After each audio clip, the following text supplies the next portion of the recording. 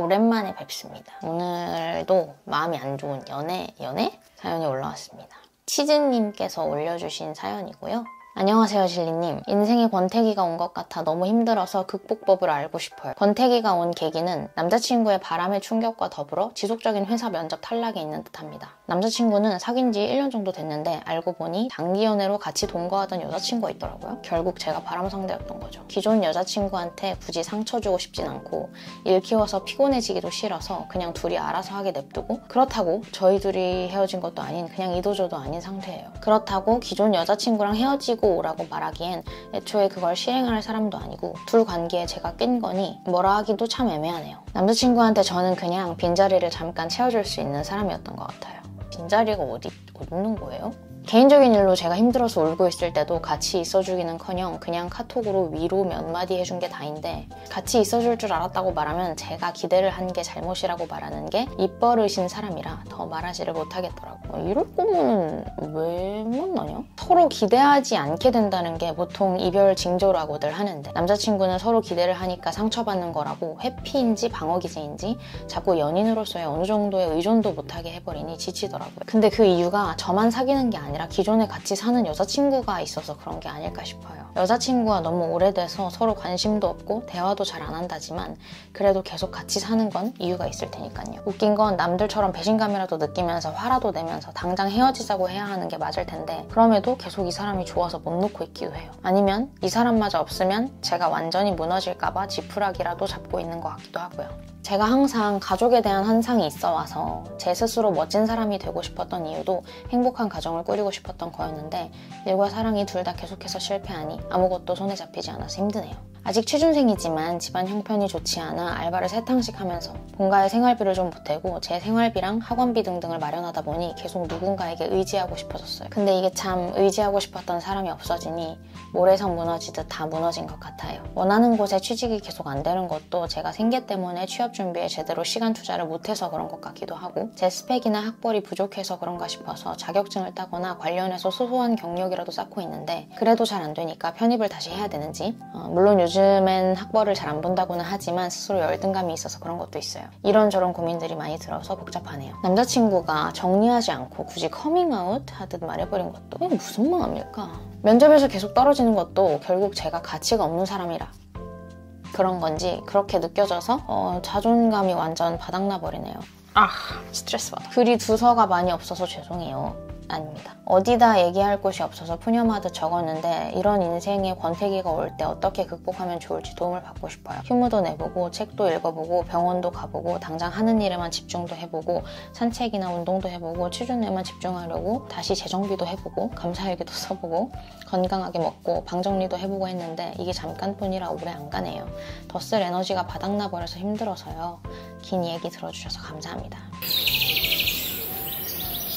마음이 그럴 때는요, 저도 보니까 이런 거 좋다는 거 해도 회복이 전혀 안 되더라고요. 일단은 힘든 얘기 꺼내느라 고생하셨다는 이야기를 드리고 싶어요. 전 늘 그렇듯이 제가 겪은 일이 아니기 때문에 겪은 일이라 하더라도 남에게 함부로 이야기를 하는 거는 좀 어려운 일이고, 그냥 이렇게 사연을 보내주신 게 제 머릿속에서 나오는 이야기를 기대하신 거다라고 생각하고 제 생각을 말씀을 드려볼게요. 저는요, 연인에게 기능이 있다고 생각하거든요. 그냥 좋다. 사람 그냥 좋아요. 좋은데 이유가 어디 있어요? 이유가 있는 게 안 낭만적인 거 아니에요? 라고 하지만 아니요. 기능이 있어야 되고 그걸 충족해야 됩니다. 어떤 기능이 있어야 하느냐? 힘들 때 위로가 되어야 하고 남에게서는 느낄 수 없는 신뢰, 그런 걸 줘야 된다고 생각을 해요. 물론 내 마음대로 되는 건 아니지만 이 관계를 내가 선택을 할 수 있다면 그걸 주지 않는 사람은 끊어내야 된다고 생각을 합니다. 하다못해 나한테 재물을 바치기라도 해야 돼요. 그게 제일 중요한 사람이 있을 수 있잖아요. 근데 지금 이야기해주신 거를 보면 행복한 가정을 꾸리고 싶었고 어딘가에 의지를 하고 싶었는데 그런 의지를 할 수 있는 기능이 전혀 없잖아요, 이 사람한테. 내가 원하는, 나를 위한 기능을 수행을 해야 되는 존재가 그렇지가 않다고요. 그러니까 바람이고 뭐고 제쳐두더라도요. 지금 이 사람이 남자친구로서의 가치가 없잖아요. 얼마나 잘난 사람인지 잘 모르겠는데 진짜 모르겠네요. 근데 애초에 기대한 네 잘못이다. 이게 말이 되나요? 재빨리 손절을 하셔야 하는 거라고 생각을 해요. 근데 이게 쉽지 않은 거는 제가 알아요. 왜냐면 주변에도 그런 사람들 너무 많고요. 심지어는 관계가 깊게 뭐 지속을 하고 뭐 이런 게 아니라 그냥 썸 단계인데도 나 얘가 너무 좋아 어떡해? 이렇게 하는 경우들이 있더라고요. 그러니까 뭐 걔가 똑똑하고 뭐 이런 문제가 아니야. 그냥 뭐에 씌인 듯이 그런 친구들이 있더라고요. 그러니까 상황이 있더라고요. 하지만 놔야 된다고 생각합니다. 힘들지만 놔봅시다. 제 주변에도 나쁜 남자들 만나본 친구들 많은데요. 아 뜨거! 하고 지금은 행복하게 다 잘 지내거든요. 그리고 잔소리를 하나만 더 할게요. 행복한 가정을 꾸리고 싶다 했잖아요. 근데 가정을 꾸리기 전부터 이렇게 불행을 안고 그렇게 갈 이유가 있을까요? 치즈님 인생에서 사라질 이 남자 이야기는 그만하고요. 제가 마음이 안 좋았던 부분은 이거예요. 집안 형편이 좋지 않아서 알바를 3탕씩 하면서 본가의 생활비를 보태고 있고 그러다 보니 누군가에게 의지를 하고 싶다. 그러니까 이게 좀 더 깊은 아픔이 있으실 수도 있겠다라는 생각이 들어요. 그거는 뭐 제가 어떻게 해드릴 수 있는 부분은 아닌 것 같고 제 말 한마디로 나을 수 있는 부분도 아닌 것 같아요. 저는 현실적으로 말씀을 드려볼게요. 형편이 좋지 않아서 알바를 3탕씩 한다. 이러면 몸도 마음도 힘드실 텐데 얼른 결과가 나와줘야 하는 이 면접에서도 계속 떨어지고 있다고 하셨잖아요. 가장 명확한 답이 하나 있는 것 같아요. 우리 취준부터 에너지를 없겠지만 지금 다 다른 상태이겠지만 남은 에너지라도 끌어모아서 합격에 쏟아보자고요. 제가 취준생일 때로 돌아가 보면요. 저는 자신감이 되게 충만했거든요. 뭐 근거는 없어. 그냥 나같이 열심히 산 애를 뽑지 않으면 회사에서 도대체 누굴 뽑는단 말이야. 이런 생각을 갖고 있었어요. 그런데도 서류에 떨어지고 면접에 떨어졌겠죠. 그러면 막 짜증이 나고 눈물이 나고 막 취준만 안 됐을 뿐인데 내 인생이 실패한 것 같고 그러니까 취준만 안 됐어도 그런 심리 상태가 된다고요. 근데 치즈님은 다른 안 좋은 일들까지 겹치다 보니까 인생 전체가 실패를 하고 있는 것처럼 그렇게 느껴질 수 있습니다. 근데요, 절대 실패 아니고요. 잠깐의 실패를 하더라도 지나고 나면 그럴 수도 있었던 일이 될 거예요. 지금 엄청 어리고 예쁠 거잖아요. 그런 사람을 면접관이 떨어뜨리는 게 미친 사람 한 명이 상처를 주는 게 치즈님의 실패일 수는 없습니다.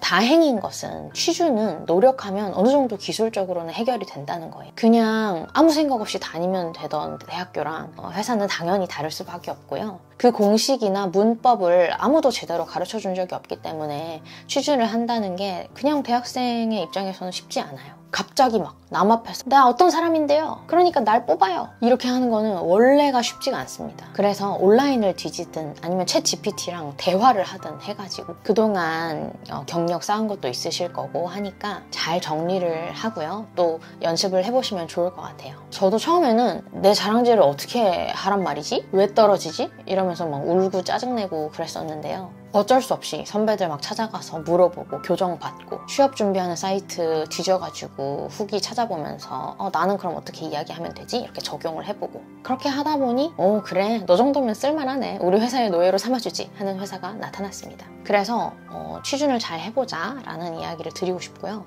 그 생계 때문에 알바를 한다고 하셨는데 제가 막 이거를 줄여라 어떻게 해라 이런 얘기는 못하겠지만 몸 상태, 정신 상태 체크 잘 하시길 바라면서 이게 도움이 될 수 있는 방향을 한번 찾아보면 좋겠다라는 생각이 들거든요. 어떤 알바를 하시는지 모르겠지만 제 주변에도 보면 알바 많이 해가지고 그런 경력 살려서 합격한 사람들도 있더라고요. 알바할 때 뭐 내가 맡은 점포에 이런 문제가 있었는데 내가 이렇게 해결을 해가지고 손님들의 불만이 줄었다. 아니면 매출이 개선이 됐다. 아니면 뭐 지도 앱의 평점이 좋아졌다. 이런 식인 거죠.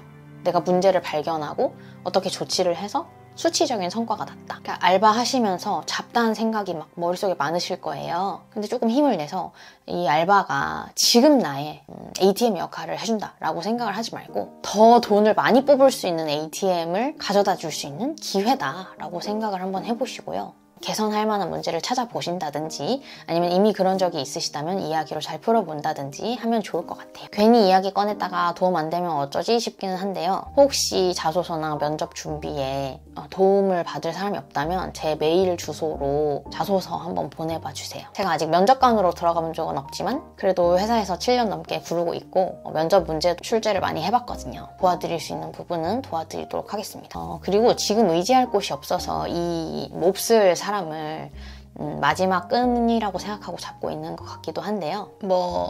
그러면 안 된다. 의지하면 안 된다. 독립적으로 살아야 된다. 이렇게 이야기하는 것도 폭력적인 것 같아요. 그래서 당분간 그 용도로 쓰세요. 근데 딱히 그 용도로 쓸 것 같지 않아요. 하지만 그거라도 없으면 내가 죽겠다 싶으면 어떡해. 어쩔 수 없지 뭐. 물론 이것이 나한테도 그 상대방 여자한테도 안 좋은 일이라는 거는 알겠지만 그래도 이게 아니면 내가 죽을 것 같다면 어쩔 수가 없으니까요. 취준 포기하지 마시고 자꾸 나의 부족한 것을 곱씹는 것도 그만하시면 좋겠습니다. 시간과 에너지가 너무 많이 들어요. 치즈님 본인의 생각으로 판단이 어려우시면요. 치즈님을 세상에서 제일 아끼는 친구, 수호천사 같은 친구가 치즈님의 상황을 바라본다면 어떻게 이야기를 해줄지 생각해보세요. 그럼 답 나오거든요. 그렇게 객관화 시켜보는 연습을 해봅시다. 제가 준비한 얘기는 여기까지예요. 사연 확인이 늦었습니다. 죄송해요. 저는 이제 더 이상 올려주는 분이 없으신 줄 알고요. 그래도 한 달에 2-3번은 확인을 했는데 제가 최근에 너무 야근하고 너무 바빴어가지고 정신 차리고 어디 한번 없겠지만 들어가 볼까 하고 들어가 보니까 이렇게 사연이 와 있더라고요. 죄송하고 또 여기에라도 이야기를 꺼내주셔서 너무 감사합니다. 이만 줄이겠습니다. 정말로 도움 받을 곳이 없다면 메일로 자소서 한번 보내봐 주세요.